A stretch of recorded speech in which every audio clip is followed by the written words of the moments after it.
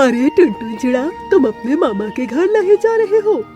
मैं तो अपने मामा के घर जा रहा हूँ।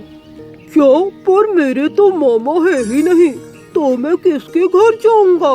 ये तो बहुत बुरी बात है। चलो कोई बात नहीं, वैसे हम लोग कल मामा के घर जाएंगे। मामा के घर पर बहुत सारे लड्डू मिलते हैं। मुझे लड्डू खाना बहुत अच्छा लगता है। अच्छा तो अब मैं चलता हूँ। और ये कहकर मोनू कौवा वहाँ से चला आया। मोनू कौवा के जाने के बाद टुनटुन चिड़ा अपनी माँ टुनी चिड़िया के पास आ गई और उनसे बोली, माँ, कल रक्षाबंधन है, आप मामा के घर नहीं जाएंगी क्या? अरे बेटा, तुम्हें तो पता ही है मेरा भाई नहीं है, तो फिर वहाँ जाने से मतलब ही क्या है? पर आपका भाई क्यों नहीं है? सभी के तो भाई हैं। बेटे, इसके पीछे एक बहुत बड़ी कहानी है। अभी वो लोग बात कर ही रहे थे, तभी वहाँ पर गौरी कोयल अपने बेटे को लेकर आ जाती है और उससे कहती है, क्यों टुनी चिड़िया, तुम तो राखी बांधने जाओगी नहीं, क्योंकि तुम्हारा तो भाई ही नहीं है। हाँ, तुमने बिल्कुल ठीक कहा, पर तुम तो जा रही होगी ना? हाँ, मैं तो जाऊंगी, क्योंकि मेरा भाई मुझे बहुत ही प्यार करता है। तुम तो बहुत ही बदनसीब हो, ना ही तुम्हारा भाई है, ना ही तुम्हारा पति है। तुम तो बहुत ही मनहूस हो। तुम ऐसी बातें क्यों कर रही हो? भले ही मेरा भाई ना हो, ना पति हो, पर मेरा बेटा है तो मैं उससे बहुत प्यार करती हूँ। सही है, जिसका कोई नहीं होता वो ऐसे ही तसल्ली रखता है। देखो, मैं अपने भाई के लिए कितनी महंगी राखी लेकर आई हूँ, पूरे 100 रुपए की आई है। इतनी महंगी राखी कोई भी नहीं लाता है। अच्छी बात है, पर तुम्हें इतना घमंड नहीं करना चाहिए। तुम्हें तो भगवान का शुक्रगुजार होना चाहिए कि तुम्हारा भाई तो है कम से कम। हाँ, ये तो तुमने बिल्कुल ठीक कहा। अच्छा, तो अब मैं चलती हूँ, कल की भी तैयारी करनी है। और ये कहकर गौरी कोयल वहाँ से चली गई। गौरी कोयल के जाने के बाद टुनी चिड़िया काफी ज्यादा उदास हो जाती है। अपनी माँ को इस तरह उदास देखकर टुनटुन चिड़ा ने उससे कहा, माँ, आप दुखी मत होइए, ये लोग तो ऐसे ही दुखी करने चले आते हैं। आप देखना, इन्हें भगवान कभी भी माफ नहीं करेगा। अरे बेटा, ऐसा मत कहो, हमें किसी के बारे में बुरा नहीं कहना चाहिए, चाहे हमारे साथ कोई कितना भी बुरा करे। वैसे माँ, मामा के साथ क्या हुआ था, आप मुझे बताओ ना। आप इतनी ज्यादा दुखी क्यों रहती हो? कोई ना कोई हादसा जरूर हुआ होगा। हाँ बेटा, तू बिल्कुल ठीक कह रहा है। एक बार तेरा मामा नदी किनारे पानी पीने गया, तभी वहाँ पर एक शिकारी आया और उसने तेरे मामा को तीर मार दिया, जिससे तेरा मामा वहीं मर गया और वो शिकारी उसे उठा कर ले गया।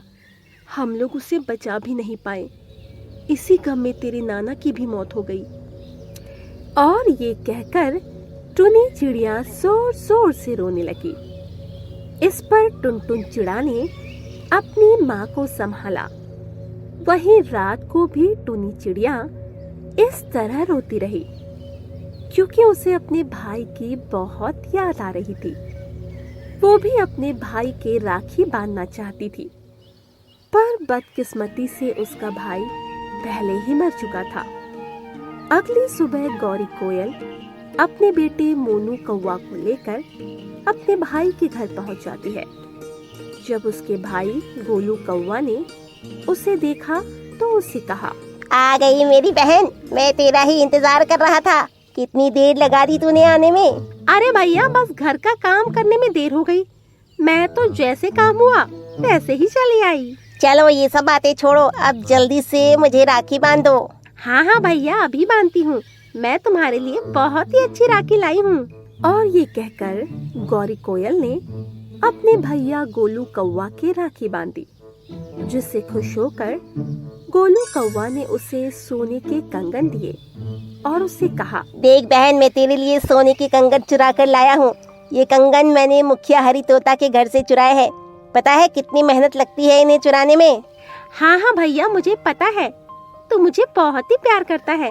इन कंगनों को मैं संभाल कर रखूंगी।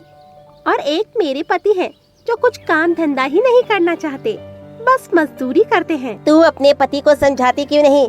इससे वो अमीर नहीं हो जाएंगे। मुझे ही देख लो, मैं हाल ही में सोने के कंगन चुरा लाया। इसमें कौन सी मेहनत थी? और बेटा तुम लड्डू ले जाओगे? नहीं नहीं मामा जी, मुझे नहीं चाहिए। इस बार माँ ने घर पर बना लिए हैं। ये तो बहुत अच्छी बात है।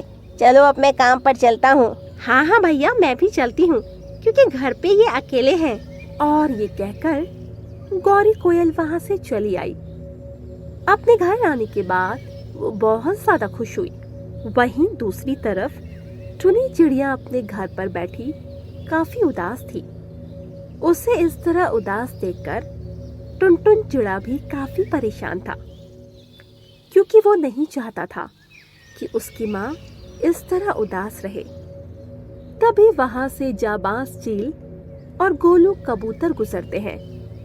उन दोनों ने जब टुनी चिड़िया को उदास देखा तो उससे कहा, अरे क्या हुआ बहन, तुम इतना उदास क्यों लग रही हो? अरे अंकल जी क्या बताए, मेरी माँ का कोई भाई नहीं है और आज रक्षाबंधन है, इसीलिए ये इतनी उदास है। क्या बस इतनी सी बात है?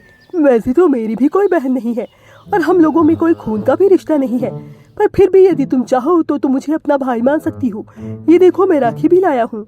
ये सुनकर टुनी चिड़िया बहुत खुश हो जाती है और वो उन दोनों से कहती है, अरे मुझे तो पता ही नहीं था कि मेरे भाई मुझसे मिलने आ रहे हैं। अगर पता होता तो मैं उनका स्वागत बहुत अच्छी तरह करती। पर आप चिंता मत कीजिए, मैंने फिर भी मिठाई बनाई है। अरे मुझे बस तुम्हारे प्यार की जरूरत है और किसी की नहीं। इसके बाद टुनी चिड़िया उन दोनों की राखी बांध देती है।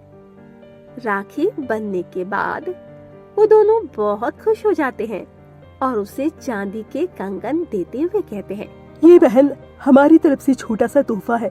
सोने के तो नहीं है, पर ये सोने से बढ़कर हैं। अरे भैया, इसकी क्या जरूरत थी? मुझे इन सब चीजों की जरूरत नहीं है। मुझे तो बस मेरे भाई चाहिए थे जो भगवान ने मुझे दे दिए। तभी वहाँ पर एक पुलिस वाला आता है और उसने उन लोगों के पास आकर कहा, अरे भैया, यहाँ पर गौरी कोयल का घर कहाँ है? क्यों, क्या हो गया? आप उन्हें क्यों ढूंढ रहे हैं? अरे उन्होंने बहुत बड़ा घोटाला किया है, इसीलिए ढूंढ रहा हूँ। क्या बता सकते हैं उनका घर कहाँ है? हाँ हाँ भैया, चलो हम आपको उनके घर लेकर चलते हैं। इसके बाद वो सभी पुलिस वाले को लेकर गौरी कोयल के घर पर आ जाते हैं। गौरी कोयल जब पुलिस को देखती है तो काफी हैरान हो जाती है और वो पुलिस वाले से कहती है, ये तो तुम्हें पता होना चाहिए। क्या हो गया? चोरी की कंगन पहनती हो और मुझसे कह रही हो क्या हो गया? नहीं नहीं, ये तो कंगन मुझे मेरे भाई ने दिए हैं।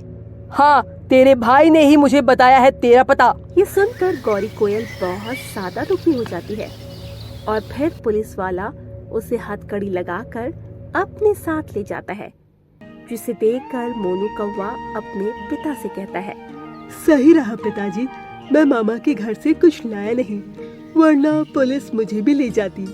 और देखो मोनू, अब मेरे भी 2 मामा हो गए हैं। और ये सुनकर वो सभी हंसने लगे। तो दोस्तों, इस कहानी से हमें यही सीख मिलती है कि हमें किसी की परिस्थिति का मजाक नहीं उड़ाना चाहिए, क्योंकि परिस्थिति बदलते समय नहीं लगता है।